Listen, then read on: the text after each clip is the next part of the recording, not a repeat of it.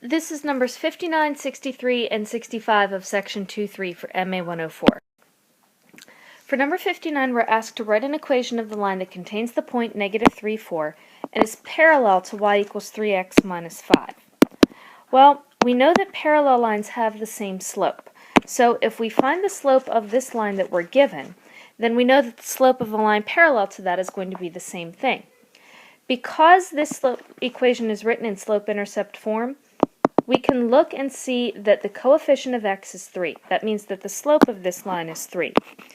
Since the slope of the line that we're given is 3, that means the slope of any line parallel to that, those little bars that look like 11s are actually parallel lines. We use that subscript to indicate the slope of a line parallel. The slope of any line parallel to that is also 3. So we know that we want an equation of a line that passes through the point negative 3, 4 and has a slope of 3. If we start out by putting it in slope-intercept form, which is y equals mx plus b, we have enough information to fill in the y, the m, and the x. The x and the y we'll get from the point, and the m will be our slope, which is 3. So y in this case is 4, my slope is 3, my x is negative 3, and then we have plus b. I can solve for that y-intercept now by solving 4 equals negative 9 plus b. Add that 9 to both sides, and I find that my y-intercept is 13.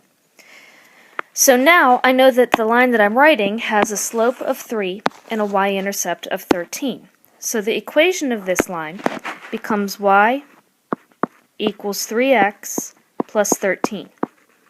I want the equation in standard form though, so I have to move the x term over, which means subtracting 3x from both sides. That gives me negative 3x plus y equals 13. Because I need that leading term to be positive, I have to change all the signs, which gives me a final answer of 3x minus y equals negative 13. For number 63, we want the equation of a line that contains the point 5, 0 and is parallel to 3x minus 2y equals 4. Since, again, we're interested in knowing the slope of this line, then the best way to do that is to put this equation into slope-intercept form. I have 3x minus 2y equals 4. To get this equation in slope-intercept form, I can subtract the 3x from both sides, which leaves me with negative 2y equals negative 3x plus 4. I can then divide everything by negative 2 to get the equation y equals a negative over negative is a positive, so that's positive 3 halves x minus 2. Now that this equation that we were given is in slope-intercept form, I can see that the slope is 3 halves. Since the slope of this line is 3 halves, that means that the slope of any line parallel to that is also 3 halves. So I know that the line that I'm interested in passes through the point 5, 0 and has a slope of 3 halves. If I start off with slope-intercept form again, y equals mx plus b, I have enough information to plug in for everything except the y-intercept. So I can get the x and the y from the 5, 0. The y value would be 0, that's from the ordered pair. The slope is 3 halves. The x I get from that coordinate, that's 5, plus b. Solving gives me 0 equals 15 halves plus b. Subtracting the 15 halves from both sides tells me that negative 15 halves is my y-intercept. So now I know that the line that I'm interested in has a slope of 3 halves and a y-intercept of negative 15 halves. I'm actually going to make all of this just a little bit smaller. Move that over there just so that I can fit a little bit more on here. Okay, so I know that Again, my slope is 3/2, my y-intercept is -3/2. If I put all that together in slope-intercept form, that gives me y equals 3/2 x minus 15/2. To put this into standard form, I would need to subtract the 3/2 x from both sides.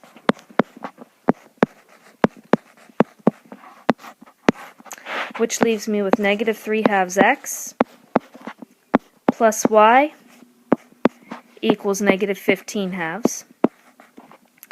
I need to do two things to make this standard form. I need to clear the fractions, so I'll be multiplying everything by 2. But I also need to clear this negative. So to take care of both of those at the same time, I'll multiply everything by -2. If I multiply everything by -2, not only will it clear the fraction, but it will also clear that leading negative.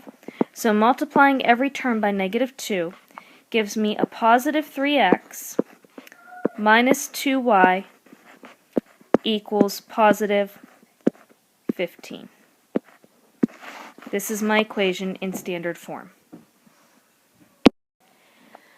Finally, I'm asked to write an equation of the line that contains the point 0, -4. Before I move any further, the thing that you should notice about this point is that it is a y-intercept, and I want it to be perpendicular to x plus 3y equals 9. So to make this happen, again, I need the slope of the line x plus 3y equals 9. The quickest way to get that would be to put it into slope-intercept form. So I need to solve for y, which means subtracting the x from both sides, to get 3y equals the opposite of x plus 9. I can divide everything by 3,